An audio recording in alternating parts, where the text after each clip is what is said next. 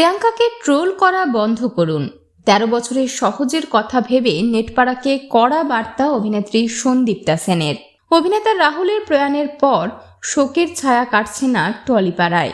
সমুদ্রে শুটিং করতে গিয়ে অভিনেতার এমন মর্মান্তিক পরিণতি মেনে নিতে পারছেন না কেউই।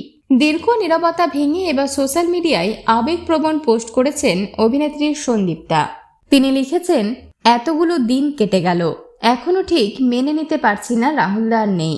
রাহুলের খুব প্রিয় একটা লাইন ছিল চন্দ্রবিন্দুর, আমরা কমতি পড়লে লোন দিই জন্মদিন। প্রিয় লাইন যে এইভাবে সত্যি হয়ে যাবে সেটা ভাবতেই পারিনি। সন্দীপ্তা আরও লেখেন, আমরা প্রত্যেকেই গভীরভাবে শোকাহত। খুব কাছের মানুষ চলে গেলে যে দুঃখটা হয়, এটা ঠিক সেই অনুভূতি। আর এই মন খারাপের শুধু শুরু আছে, শেষ নেই। সব থেকে বেশি কষ্ট হয় পরিবারের সদস্যদের, কাছের মানুষদের। কাকিমা এখনো বিশ্বাস করতে পারছেন না, আদরের বাবিনকে হারিয়েছেন তিনি। খুব কষ্ট হচ্ছে সহজের কথা, আর অবশ্যই প্রিয়াঙ্কার কথা ভেবে।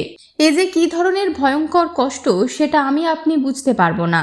ছোট্ট সহজ মাত্র ১৩ বছর বয়সে তার বন্ধু বাবাকে হারিয়েছে। এটা বোঝা বা বোঝানোর ভাষা আমার কাছে নেই।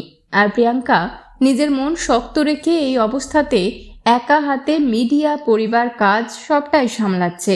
সন্দীপ্তা আরও লেখেন, এরকম একটা সময়ে এত খারাপ লাগার মধ্যেও আরও কষ্ট হয় যখন সোশ্যাল মিডিয়াতে চোখ রাখি। সোশ্যাল মিডিয়াতে মানুষরা যদি একটু সেন্সেবল হয়, সব বিষয়ে জাজ না করে একটু নিরপেক্ষভাবে নিজেদের কষ্ট যাপন করে, তাহলে মনে হয় আর কেউ না থাকুক, রাহুলের পরিবার একটু ভালো, একটু শান্তিতে, একটু আড়ালে নিজেদের মতো করে থাকতে পারবে।